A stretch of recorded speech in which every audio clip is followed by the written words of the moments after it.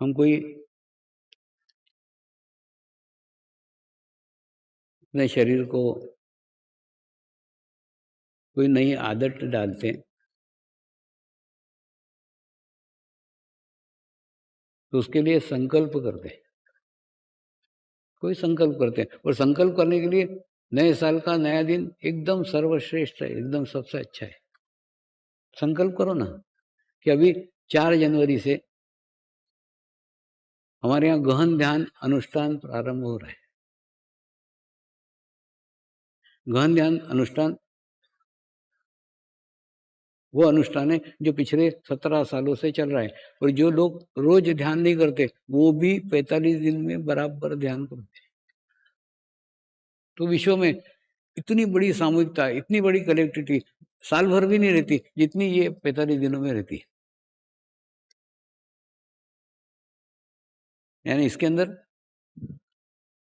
आप जो भी फील करो, जो भी अनुभव करो, वो 45 दिन के बाद में परमानेंट हो जाएगा। आपके भीतर के बदलाव, आपके भीतर के चेंज आने के लिए 45 दिन का समय आवश्यक है। लेकिन 45 दिन का समय पूर्णतः अभी इस संकल्प के साथ शुरू करो ना कि गुरु के रूप में मैंने परमात्मा को पा लिया है, मैंने परमेश्वर को पा लिया है, मेरी परमात्मा की खोज खत्म हो गई है। ऐसा 45 दिन अनुभव करो ना, तो क्या होगा? 2 चीजें आपके अंदर स्थापित हो जाएगी। पहली बात तो आपकी सहनशीलता बढ़ जाएगी। अभी ना वर्तमान समय में सहनशीलता की कमी दिन प्रतिदिन कम हो रही है, ये मुझे अनुभव हो रहा है। दिन प्रतिदिन कम हो रही है। क्यों? क्योंकि चित्त खूब बाहर जा रहा है, और चित्त खूब बाहर जा रहा है, आत्मा खूब वीक हो रही है। मेरे बचपन में रेडियो और एक न्यूज़पेपर, इसके अलावा चित्त को बाहर ले जाने वाली कोई वस्तुएं नहीं थी। आज देखो ना, चित्त कितना बाहर जा रहा है। टीवी, न्यूज़पेपर, वीडियो, दुनिया भर के साधन आ गए, जिसके कारण बार बार चित्त युवा पीढ़ी का ज्यादा बाहर जा रहा है।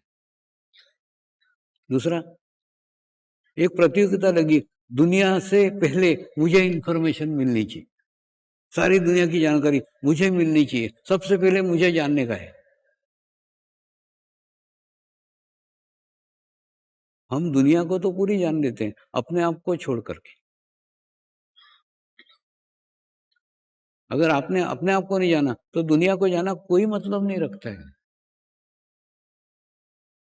दूसरा, जितनी बाहर आप बुद्धि को दौड़ाओगे, जितने चित्त को बाहर ले जाओगे, उतनी आपकी आत्मा कमजोर कमजोर कमजोर कमजोर होती जाएगी।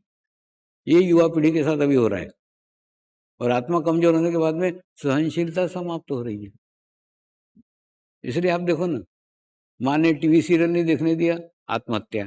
उसके बाद में पिताजी ने मोबाइल नहीं लेके दिया, आत्महत्या। इतनी छोटी छोटी बातें हैं जिसपे युवा पीढ़ी आत्महत्या कर रही। अभी तो बूढ़े भी आत्महत्या कर रहे हैं। और बूढ़े क्यों आत्महत्या कर रहे हैं? तंग आ गया, बहुत जी लिया, अब मरने की इच्छा है, दवाइयां बंद कर दी, सब बंद कर दिया, अब बस मरने का है।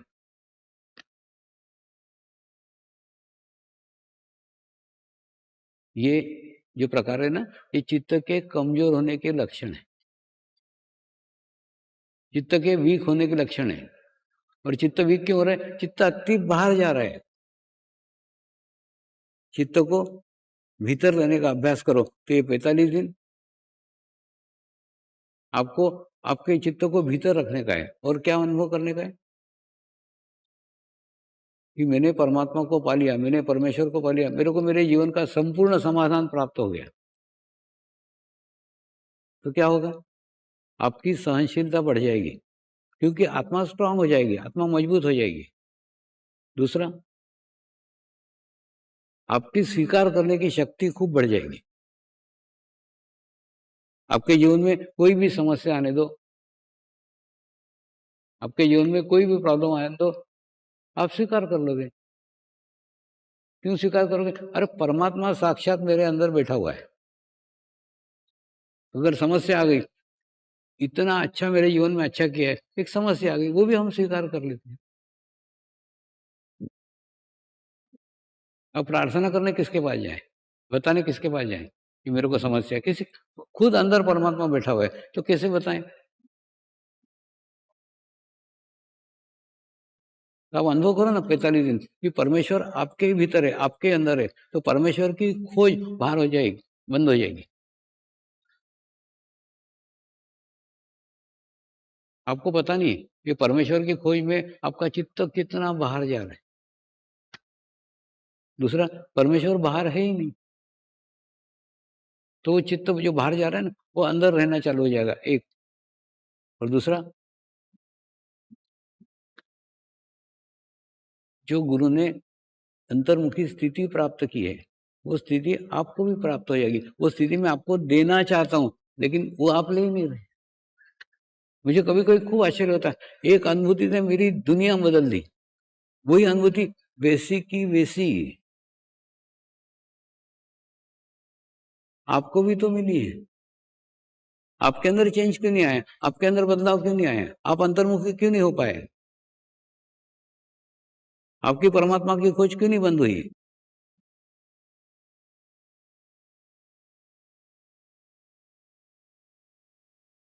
इसीलिए कह रहा हूं, वो रिसीविंग चाहिए, वो गुणग्राहकता चाहिए, ग्रहण करने की क्षमता चाहिए।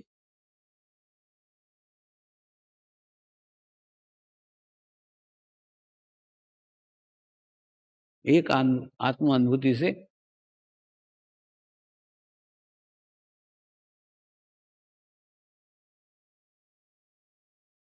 जब मेरे जीवन में चेंजेस आया, बदलाव आया, आपके क्यों नहीं आ रहा है? आप भी थोड़ा सोचो ना।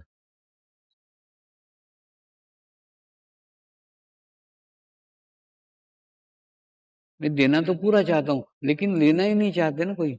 अच्छा, दूसरा ऐसा नहीं है कि किसी ने नहीं लिया, लिया है ना। लेकिन जिसने लिया है वो आपके पास में नहीं है, वो आपके करीब नहीं है, आपके सामने भी नहीं है, क्योंकि आप अभी उस स्तर पे पहुंचे ही नहीं। देखिए, आपके जीवन में अगर अच्छे लोग आ रहे हैं, समझ लो आप अच्छे हैं। अगर आपके जीवन में बुरे लोग आ रहे हैं, आप समझ लो बुरे हैं। आप जैसे हैं ना, वैसे आपके आसपास लोग निर्माण हो जाते हैं, आना चालू हो जाएंगे। अच्छे व्यक्ति के सामने बुरा व्यक्ति आ ही नहीं सकता, आएगा ही नहीं।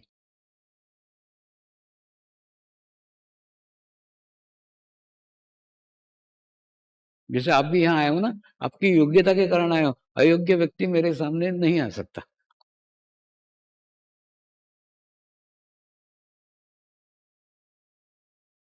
कई बार कई साधु संतों को मैं मिलता हूँ, वो पूछते हैं, स्वामी जी, आत्म साक्षात्कार जैसी महत्वपूर्ण घटना आप ऐसे किसी लल्लू बल्लू को दे देते हो?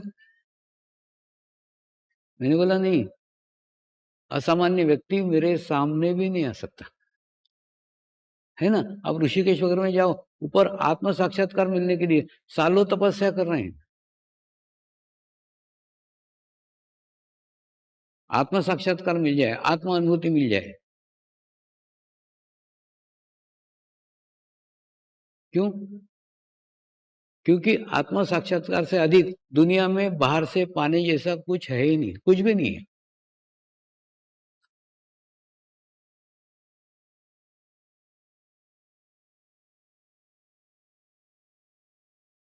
कई साधक हैं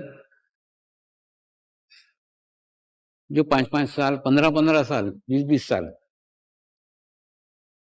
दुनिया में अनेकों गुरुओं के पास में जाते हैं, फिर लौट करके आते हैं। मैं उनको बताता हूँ, अरे बाबा, आत्म साक्षात्कार से अधिक बाहर से पाने जैसा कुछ नहीं है। वो पाने के बाद में तुमको ही तुम्हारी साधना करना पड़ती है ना। बाहर से कुछ नहीं होने वाला है। तो सिर्फ आत्म साक्षात्कार पाने के लिए ऋषिकेश वगैरह में कई सालों से तपस्या कर रहे हैं।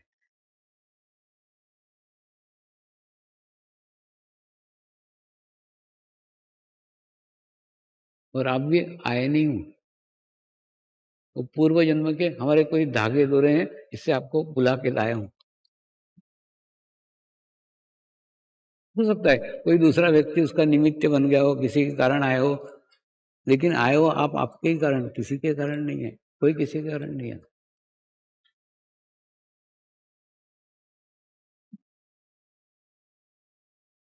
तो गहन ध्यान अनुष्ठान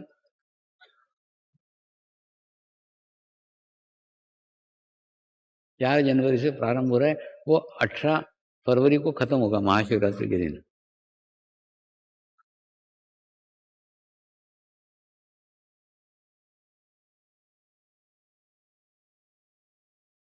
एक अच्छा अवसर, एक अच्छी सामूहिकता, एक अच्छी कलेक्टिविटी इन 45 दिनों में आपको मिलने वाली है। उस सामूहिकता का लाभ लो ना।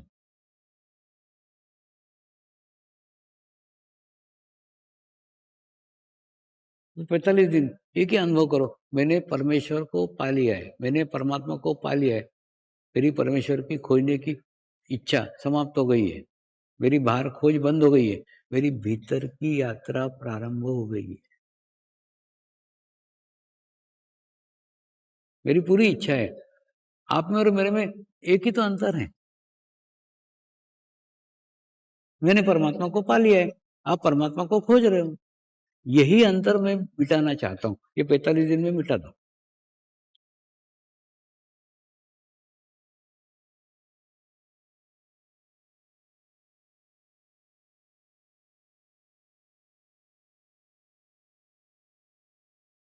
कई गलत धारणाएं, कई गलत बातें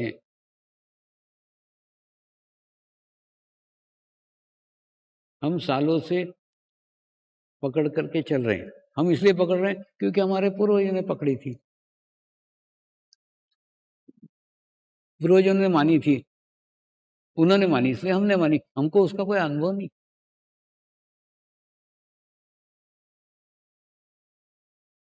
हमको उसकी कोई अनुभूति नहीं है, हमको कोई अनुभव नहीं है, सिर्फ पूर्वज मानते थे, हम भी मान रहे हैं।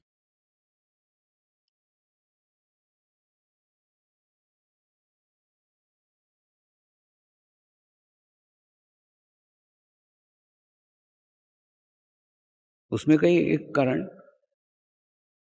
आध्यात्मिक क्षेत्र में स्त्रियां बाधक है, ये मानना, ये धारणा सालों से चली आ रही है, सालों से हमारे पूर्वज मानते आ रहे हैं, हम भी मानते आ रहे हैं।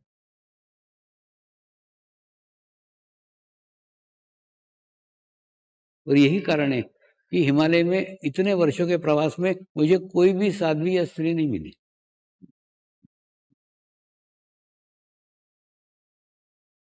कारण क्या है? जो भी ऋषि मुनि वहां गए ना, वो इसी समाज से गए हुए हैं। इस समाज में जो धारणा थी, वो धारणा उनकी भी थी कि स्त्री आध्यात्मिक क्षेत्र में बाधक है। वही धारणा लेके वहां गए, और वहां जाने के बाद में तपस्या की, वहां जाकर के साधना की, और साधना करने के बाद में अपने ओरा को स्ट्रांग किया, अपने आभा मंडल को स्ट्रांग किया, और आभा मंडल इतना मजबूत किया, इतना स्ट्रांग किया कि उनके इच्छा के बगैर कोई व्यक्ति उस क्षेत्र में आ ही नहीं सकता, इतना स्ट्रांग किया। और इच्छा क्या रखी? मेरे क्षेत्र में कोई स्त्री नहीं आनी चाहिए।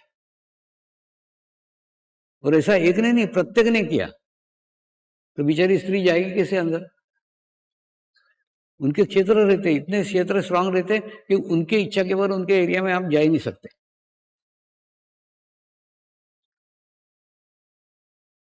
और जो गलती सबने की, वो मेरे भी गुरु ने की। मेरे भी गुरु ने कहा कि एक स्थिति है, एक स्तर है, एक स्तर के बाद में ये भाव भूल जाता है, लिंग का भेद समाप्त हो जाता है, स्त्री और पुरुष का भेद समाप्त हो जाता है। लेकिन ये बात हमने तब जानी, तब तक बहुत देर हो चुकी थी।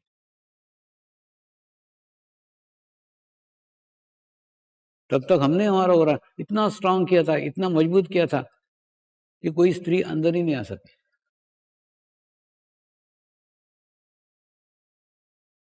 और यह एक प्रकार की हमारी गलती थी, लेकिन ये गलती हमने हमारे जीवन में की, तुम तुम्हारे जीवन में मत करना।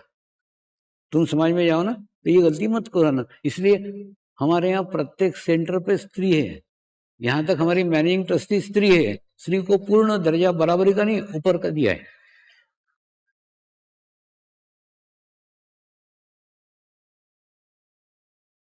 समर्पण ध्यान का प्रचार प्रसार करने में स्त्रियों की बहुत बड़ी भूमिका है, यह सब बहुत बड़ी भूमिका है जिसका व्यक्त नहीं किया जा सकता।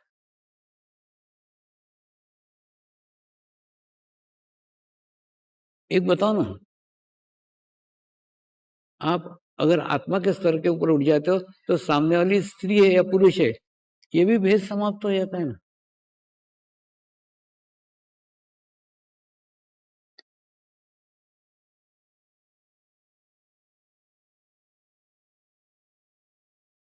आपको सामने स्त्री या पुरुष में भेद नजर आ रहा है, मतलब आप शारीरिक स्तर के ऊपर हो।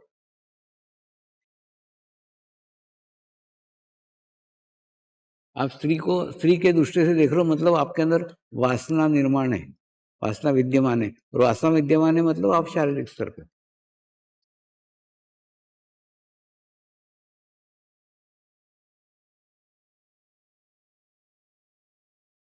तो ये एक गलत धारणा है समाज में कि स्त्रियां आध्यात्मिक क्षेत्र में बाधक है। अपने यहाँ तो स्त्रियों ने जितनी प्रगति की ना उतनी पुरुषों ने नहीं की है, ये रास्ते बता रहा हूँ मैं।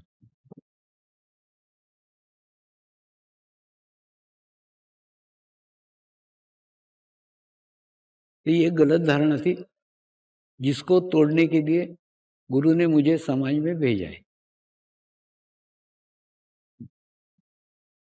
दूसरी एक गलत धारणा है, कोई आदमी पूजा पाठ करता है, कर्म कांड करता है, लोग बड़े रिस्पेक्ट से उसको देखते हैं, बड़े आदर से देखते हैं, अरे वो बहुत धार्मिक व्यक्ति है ना, रोज पूजा करता है, रोज मंदिर में जाता है।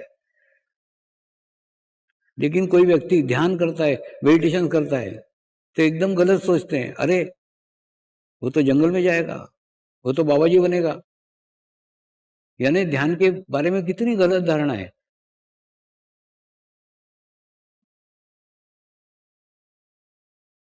एक्चुअली हमें ना कर्ता का भाव आ गया, इसलिए हम ध्यान करना बोलते हैं। ध्यान करना नहीं पड़ता है, ध्यान में जाना पड़ता है।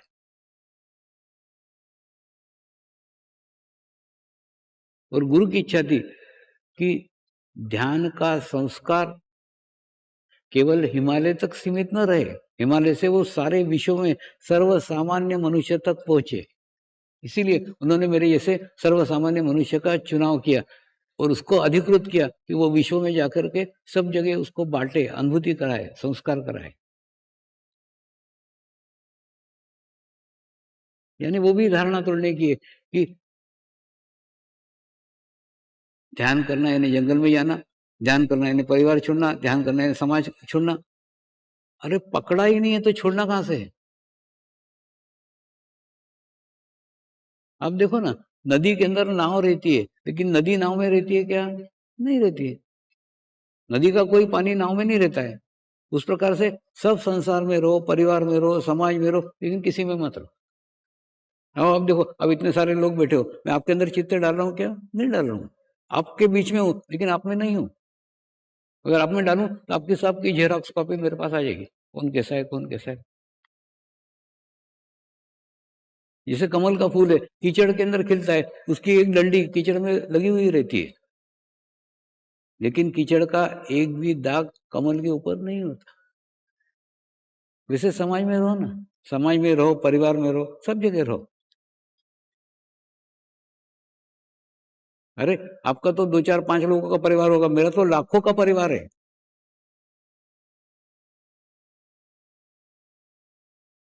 लाखों का परिवार है और चौबीसों घंटे जुड़ा हुआ हूँ, चौबीसों घंटे। आप रात को 12 बजे उठ के मेरा याद करो ना, आपके हाथ में से वाइब्रेशन चालू हो जाएंगे। इसलिए शरीर से सोता हूं लेकिन सोता नहीं हूं, सोता दिखता हूं, सोता नहीं हूं। चौबीसों घंटे क्यों? जिस समय यहाँ रात रहती है, दूसरी जगह वहां दिन रहता है। दूसरी जगह जब दिन रहता है तब यहाँ पे रात रहती है। तो मैं तो चौबीसों घंटे ड्यूटी पे रहता हूँ।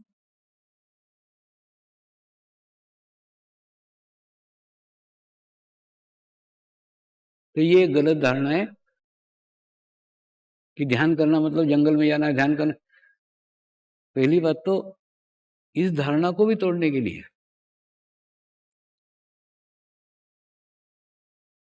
गुरु ने समाज में भेजा है। तीसरी एक और धारणा है जो हमारे पूर्वजों से चली आ रही है, दान करने से, पुण्य कर्म करने से मोक्ष मिलता है। ये एकदम गलत धारणा है।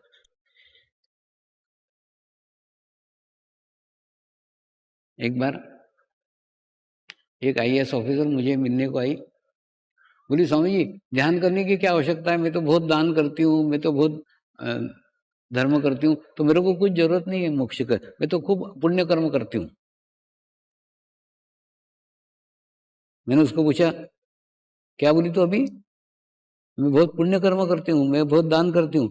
माने मैं के साथ में दान कर रही है, मैं के साथ पुण्य कर रही है, यानी अपने साथ बांध रही है, तो वो भोगने तेरे को अगला जन्म नहीं देना पड़ेगा, तो फिर मोक्ष कहाँ है?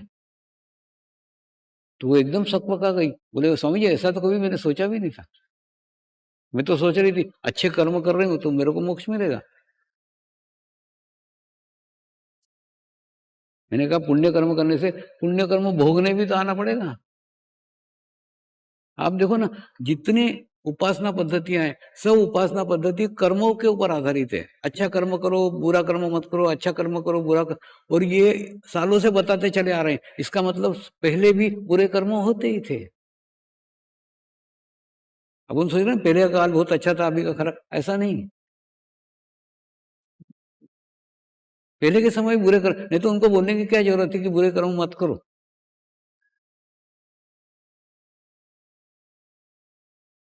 लेकिन इसके अंदर परमात्मा कहाँ है? इसके अंदर मोक्ष कहाँ है? सब जगह एक ही बात कही, अच्छे कर्म करो, बुरे कर्म मत करो, यानी मनुष्य को मनुष्य बनाने की प्रयास है, कोशिश है। लेकिन उसके अंदर परमात्मा भी नहीं है और मोक्ष भी नहीं है। मोक्ष यानी मुक्त होना, सब में से मुक्त होना। मैं आपको थोड़ा समझाता हूँ। जैसे समझ लो, जापान में प्रश्न बहुत पूछते हैं कि जब हमारे जीवन में सब कुछ घटनाएं घटित ही होने वाली है, तो ध्यान करने की क्या आवश्यकता है, भगवान की क्या आवश्यकता है? देखिए, जैसे एक ग्लास का पानी है ना, उस पानी के अंदर एक चम्मच काली शाही डाल दो, तो एक चम्मच काली शाही से पूरा ग्लास का पानी काला हो जाएगा। लेकिन वही एक चम्मच काली शाही अब गंगा नदी में डाल दो, वो कहाँ चली गई पता नहीं चलेगा। वहां जाके गोरी हो जाएगी वो? नहीं, वहां पर भी वो काली रहेगी, लेकिन उसका अस्तित्व नगण्य हो जाएगा। वैसे ही अगर आप अकेले रहे अहंकार से और मैं करते रहे, तो आपके जीवन की छोटी सी समस्या, छोटी सी तकलीफ भी आपको कलुषित कर देगी, आपको डिस्टर्ब कर देगी। लेकिन आप गुरु सानिध्य में गए, गुरु कोई व्यक्ति नहीं है, गुरु एक लाखों आत्माओं का समूह है। उसमें अगर आप गए तो आपका अस्तित्व नगण्य हो जाएगा, और उसके बाद में आपके भी कर्म आपने कब भोग लिया आपको पता ही नहीं चलेगा। देखिए, पहली बात तो प्रत्येक मनुष्य का जन्म ही कर्म भोगने के लिए होता है, यानी कर्म हमारे जीवन का कारण है। वो पिछले जन्म में जो कर्म किए ना, वो कर्म हम इस जन्म में भोग रहे हैं। अभी एक बड़े एस्ट्रोलॉजर से मेरी बातचीत हुई, उसको उसने बताया कि ये पत्रिका ऐसी रहती है, ऐसा रहता है। मैंने कहा इसका मतलब उसको बदला भी जा सकता है ना, मैंने मनुष्य अगर कर्म चेंज करेगा, कर्म बदलेगा, तो पत्रिका के रिजल्ट भी बदल सकते हैं। तो बोले हाँ, ये हम पूर्व जन्म का रिकॉर्ड बता रहे हैं, अरे जो पहले लेकर आए ना उसके इफेक्ट है, तो वैसा प्रकार है। प्रत्येक मनुष्य ना अपने कर्म भोगने के लिए पैदा होता है, और कर्म भोगने के बाद तो वो लोग ध्यान करता रहा, मेडिटेशन करता रहा, तो कर्म भोगते भोगते यहाँ तक पहुंचता है। और यहाँ पहुंचने के बाद में वो अपने जीवन के पूर्व जन्म के सब कर्म भोग लेता है, और भोगते भोगते यहाँ पे एक ऐसी स्थिति निर्माण हो जाती है, उसका आभा मंडल डेवलप हो जाता है, उसका ओरा डेवलप हो जाता है। और ओरा डेवलप होने के बाद में उसके हाथ से बुरा कर्म होता ही नहीं है। उसके बाद में फिर धीरे धीरे धीरे यहाँ तक वो पहुंचता है, तो उसने पूर्व जन्म के कर्म भोग लिए, पूरे कर्म उससे होते नहीं है, और अच्छे जो कर्म किए गुरु कृपा में हुए ऐसे मानता है, बोलता नहीं है, मानता है। तो क्या होता है, उसके पास में कुछ भी नहीं रह गया फिर। पूर्व जन्म के कर्म भोग लिए, उसके बाद में अब उसके हाथ से कर्म होते ही नहीं है, तो जो कर्म हुए वो समर्पित कर देता है, अपने साथ कुछ भी नहीं मानता, तो कर्म मुक्त अवस्था उसको योग के माध्यम से प्राप्त हो जाती है। और उसके बाद में फिर जब उसको मरने का है तो मरता है, लेकिन फिर दूसरा जन्म नहीं है ना, क्योंकि जन्म लेने का कोई कारण ही नहीं बचा। कर्म मुक्त अवस्था, सारे कर्म खत्म हो गए, अच्छे भी खत्म हो गए, बुरे अच्छे अपने साथ बांधे नहीं, बुरे होते नहीं, शून्य की स्थिति। तो कर्म मुक्त अवस्था केवल योग से प्राप्त हो सकती है, और योग अनुभूति से प्राप्त हो सकता है। आज योग बोला ना तो लोग योगासन समझते, योगासन अलग है, योग अलग है। योगासन केवल शारीरिक क्रिया है, योग अलग है। योग यानी ध्यान। देखिए, योग का मुख्य उद्देश्य आपके जीवन की सभी समस्याओं का निदान योग है, सभी समस्या, क्योंकि आपका शरीर भाव समाप्त हो जाएगा तो ऑटोमेटिकली आपके जीवन की समस्या समाप्त हो जाएगी। और योगासन यानी वो आपके और उल्टा योग के विरोध में आपके शरीर पे लेके जाते हैं। ये योगासन किया तो किडनी अच्छी हो जाएगी, ये योगासन किया तो पेट अच्छा हो जाएगा, ये योगासन किया तो बीपी अच्छा हो जाएगा। यानी आपके शरीर की बातें कर रहे हैं, शरीर स्तर पे ला रहे हैं, जबकि योग आपको शरीर से दूर कर रहा है, आत्मिक स्तर के ऊपर ला रहे हैं। तो कहने का अर्थ, एक स्थिति,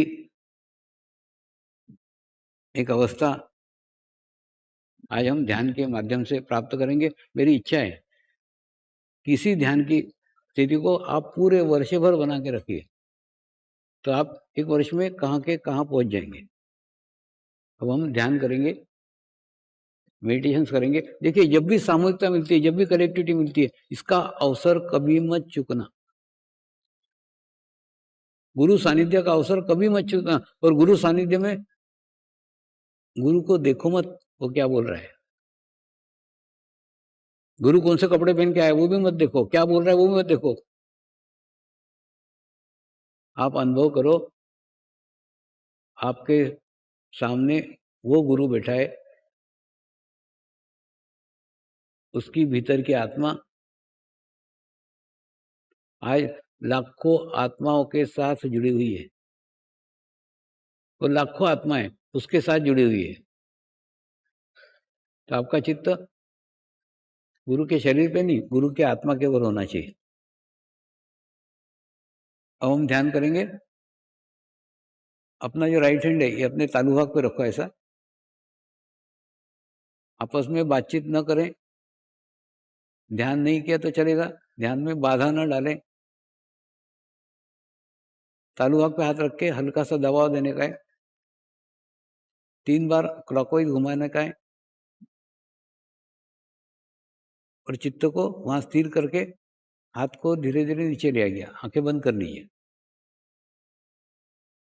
और जो आप बोलने वाले हैं उसको अनुभव भी करो। मैं एक पवित्र आत्मा हूं, मैं एक शुद्ध आत्मा हूं, मैं एक पवित्र आत्मा हूं, मैं एक शुद्ध आत्मा हूं, मैं एक पवित्र आत्मा हूं, मैं एक शुद्ध आत्मा हूं।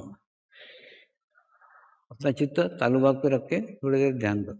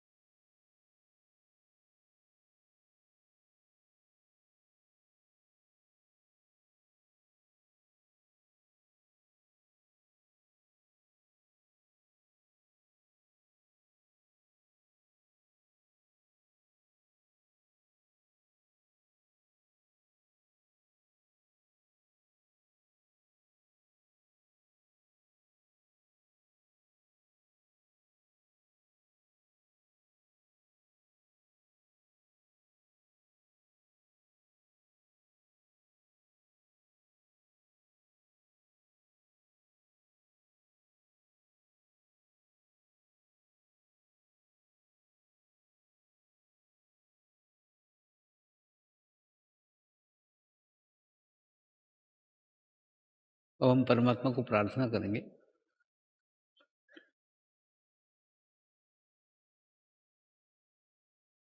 हे परमात्मा, इस वर्ष में हमें परमात्मा की प्राप्ति हो और जीवन का लक्ष्य पूर्ण हो, यही हमारी सबकी शुद्ध इच्छा है। यही हमारी सबकी शुद्ध इच्छा है। यही हमारी सबकी शुद्ध इच्छा है। नमस्कार।